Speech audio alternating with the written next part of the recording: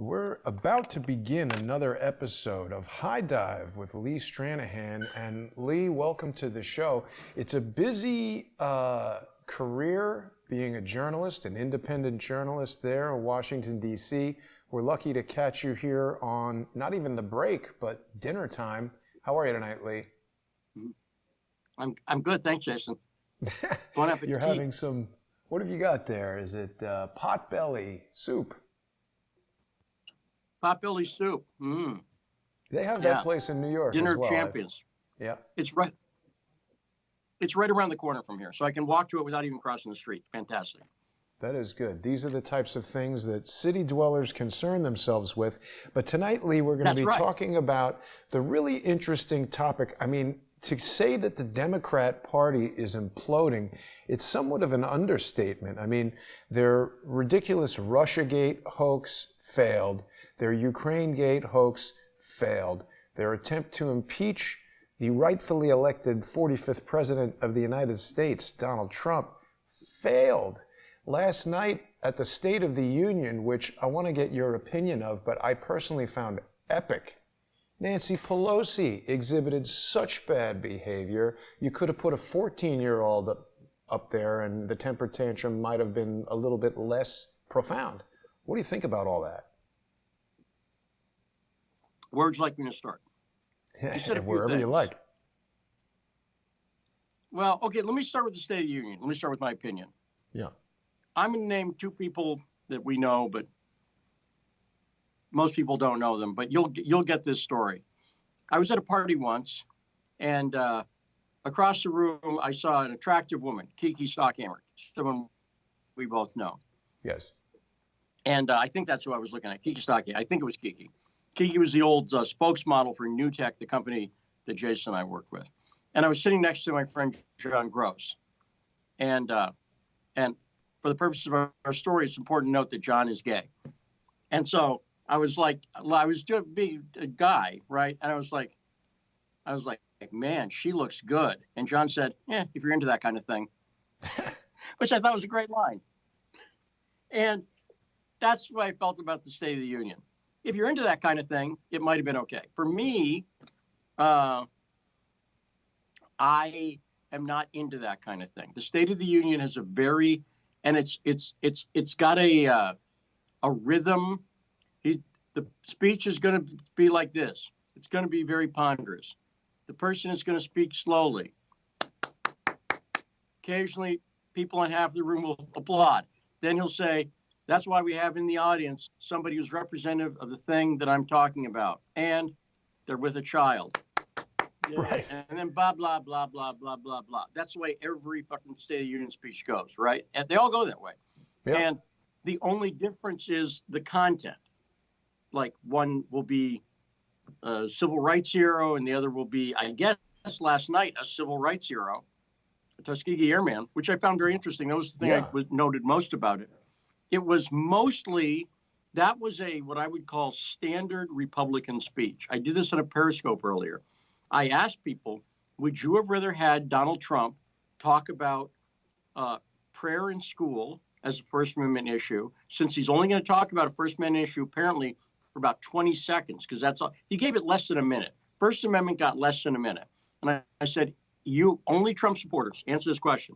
Would you have rather had him talk about prayer in school or the way tech companies are censoring conservative voices? And almost everyone, about 75%, said the tech companies.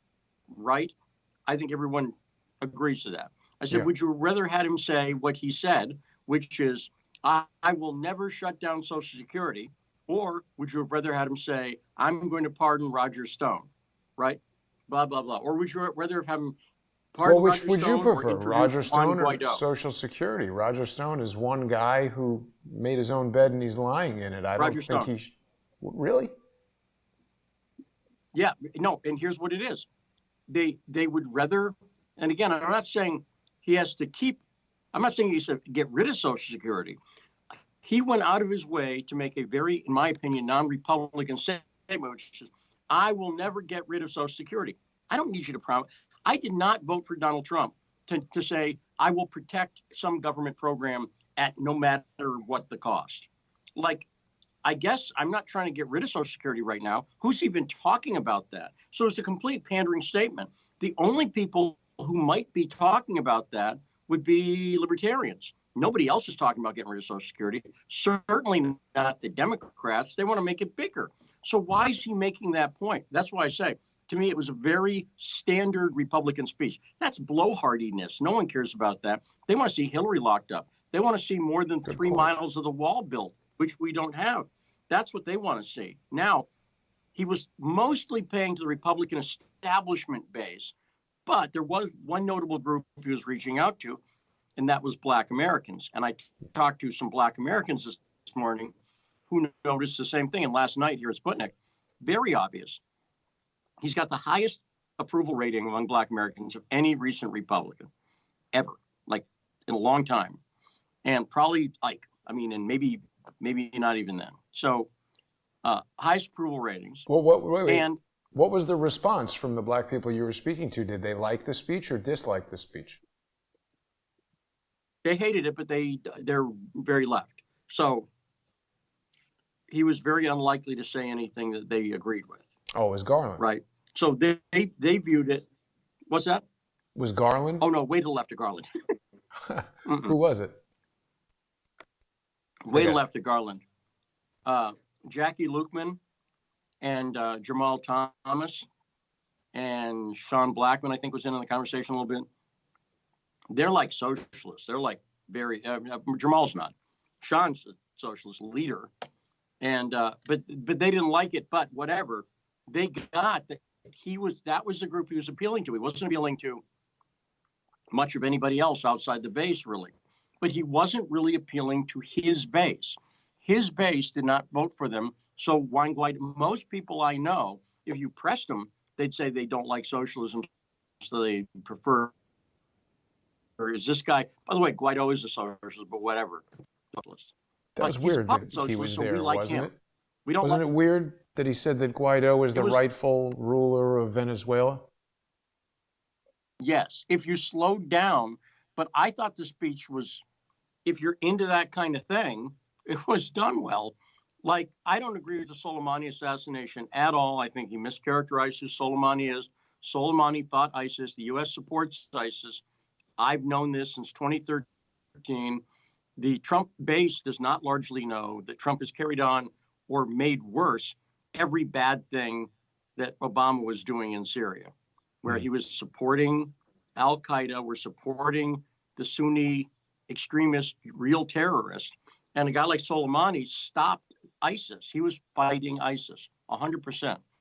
The U.S. thinks we're fighting ISIS. We're supporting ISIS and have been since in the Trump administration. And again, if you didn't know that, and you would have no reason to know that from the conservative media, you'd have no reason to know that from the mainstream media. They didn't report it under Obama, so they haven't changed now. They just don't report it. But I know it to be a fact. So when I talk to people, and sometimes some very well-meaning, smart people, who are like, well, what are you talking about? I'm like, I know, I understand. The U.S. is supporting Al-Qaeda. And they go, well, that can't, what? And it can't be, because we're fighting. Because they go, well, I heard Pompeo. And I'm like, okay, but go look at this. Look who this group is. Look who any of these groups, Ansar al-Sharia or al-Shabaab or in al-Nusra in Syria, they're all Sunni Wahhabist fundamentalist Salafi groups. And that's the religion of Saudi Arabia. And it confuses them. Or you mentioned the MEK, which is the Marxist. Do you know about the MEK? Well, you've told me about it, yes. And John McCain and Rudy Giuliani were hanging out with them. And Bolton, big paid.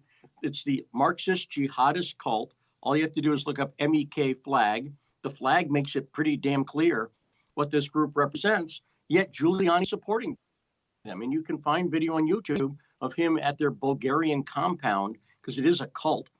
There's a flag right there.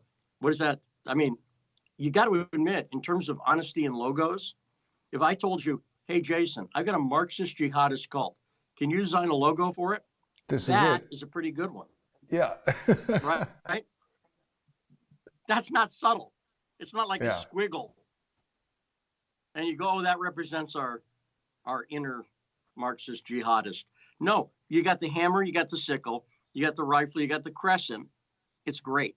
It's a Marxist. That's the group that Rudy Giuliani and John Bolton and Bill Richardson and Howard Dean support. That's the group they want to take over Iran. Do you want a group with that flag taking over anything? No. Anything? Nope. Right. So yeah, no, this is not, doesn't look like a group that I could get behind. You know, Lee, just to interject, I should let everybody know. MAGA. No. You and I are going to be doing the next episode of our still relatively new series, High Dive with Lee Stranahan. It's coming up in just about 18 minutes on patreon.com/Stranahan, as well as patreon.com/crowdsource the truth and subscribestar.com/crowdsource the truth. I want people to know about that because we've been covering some really important stuff on that show. We called it High Dive because it's daring, it's bold, you jump up and go deep, and we've been going deep on some of these stories.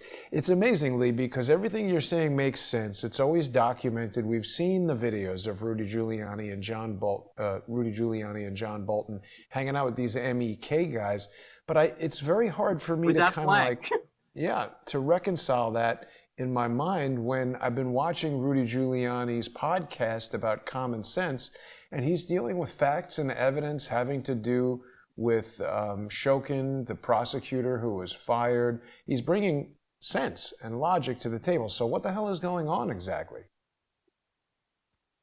Well, I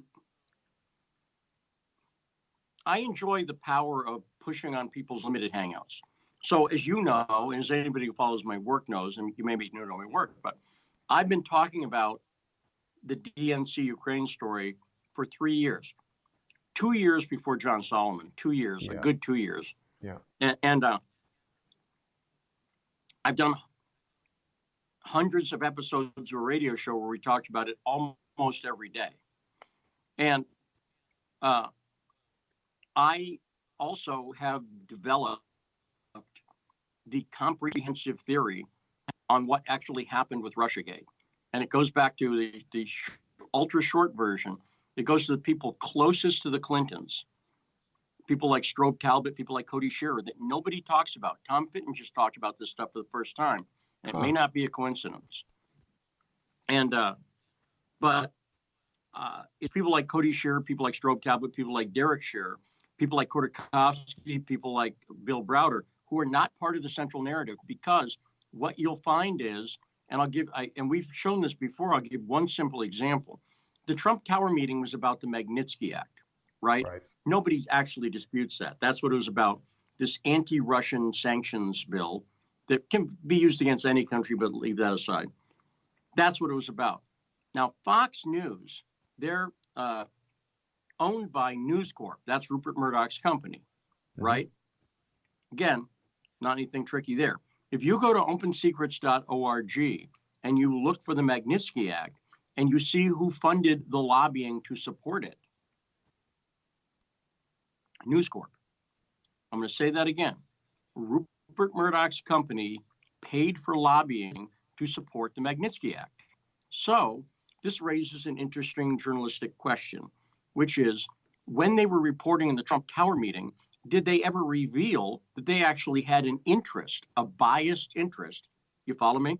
And this is the thing, because I work for Sputnik, I work for Russian-funded media. The name's Sputnik, and we're very clear we're Russian-funded media. But if you didn't know it was Russian-funded media, and I was saying certain things, and suddenly you found out, you might go, well, wait a second, I kind of wish he'd told me that, because then I would go, okay, well, let me double check that. He's being a little too nice to Putin. Let me double check it. But we're very clear about that. Fox News has never mentioned this. And as I've talked about for a couple of years now, people like Dan Bongino and John Solomon and other people are giving a false narrative. It is true to some extent, but they never mention people like Cody Shearer, Brett Kimberlin, or Derek Shearer, or Bill Browder, who they support. And they block you when turn. You challenge them. That's right, yes. And so this story, that narrative, is so outside the Democrats' narrative, which is the Russians hacked the Russians hacked the election, and Trump was in on it. And it's different from the Republican narrative, which is the Russians hacked the election and Trump wasn't in on it. But they're both saying Russians hacked the election. Listen to it. You heard Trump's attorney say that during the impeachment. He said, the Russians interfered, but so did Ukraine. Yeah, it's not weird because the whole point of it, that's the point of it. Fox serves, their whole purpose is to take people on the right and to mislead them. But you don't mislead people by disagreeing with them on everything, because then they're never going to follow you at all. You need them to follow you a little bit. Limited hangout. And go, oh, yeah, this guy. Right. That's why it's a limited hangout. Yeah. And so this is completely provable. And I'll just go back to this. News Corp paid for lobbying for the Magnitsky Act. Where do I find that? Because I'm on Open Secrets and I put in Magnitsky Act, but I didn't see that. Type in Magnitsky. Let me see how you spelled it. Zoom in a little bit. Just get rid of Act. Just do Magnitsky. Oh, you know what? I see you're on the wrong tab, I think. Site search? Yeah, do site search. Yeah. And then you'll find it 2012, I forget, I think 603. No, there it is. It's 10 right there. Yes. 1039. Let's see. Okay, clients lobbying. Heritage and then keep Foundation. Scrolling down. Abbott Labs. Heritage, the big concern. Motorola, News Corp. Yep. There it is. News Corp. Yep. Scientology. So again, yeah, isn't that interesting? Yeah, I mean, what's going on right? here? ExxonMobil. By the way, why would ExxonMobil lobby for this? Because ExxonMobil was trying to steal Russia's oil assets, and the way they were doing it was the guy who's right at the center of this, Khodorkovsky, who no one ever talks about. You and I've talked about, and people go, well, wait. Like if I were to mention Oleg Deripaska, everybody who follows politics knows that name. They don't know Khodorkovsky. He's the guy right at the center of this. He was the richest guy in Russia. And if you don't doubt he's at the center of this major political scandal, I tell people, go look up Senate Resolution 322. It's an act in favor of Khodorkovsky. One sponsor, Joe Biden. Two co-sponsors, Obama and McCain, the two guys who would run for president in a couple of years. So I'll say that again. One sponsor, Joe Biden, for this Russian oligarch criminal. And you've not ever heard a single solitary story about it ever. Nobody's reporting that. And the reason is that Khodorkovsky was trying to sell the oil assets that he'd acquired to the West, to ExxonMobil. And the Magnitsky Act is a way for Khodorkovsky to try to get back in power. This is the guy who paid $6 million in lobbying. He's a Russian national in exile, I believe in England. He could be in Switzerland or someplace, but he's in exile, but he's got billions of dollars. He partners with Soros. He funded the place Alexandria Chalupa took the journalists to, and so on and so forth. This is the guy right at the center of this. You won't find one story, but every aspect of it's provable. And we go, well, but he's not important. He was supported by Biden, McCain, and Obama. Three of the four people. If he'd been supported by Sarah Palin, it would have been everybody running for president. But he wasn't. But McCain tried because the lobbying firm that also supports him, McCain, and who works with Soros, McCain hooked Sarah Palin up with that lobbying firm, with that PR firm. And then when it came out they were Soros connected, because she's got some integrity, and she does, dropped them. Said, I don't want to have anything to do with them. They're Soros funded. But that's what's going on. And so this is the true story. Very quickly, and one slight correction. There's nobody talking about it. You and I speak about it and have spoken about it on High Dive with Lee Stranahan. We're going to be starting there in just 10 minutes. So I want to put a pause on you for a second and give everybody a chance to join us over on Patreon and Subscribestar. We'll be resuming in just 10 minutes, and we're going to go deep on this Khodorkovsky subject.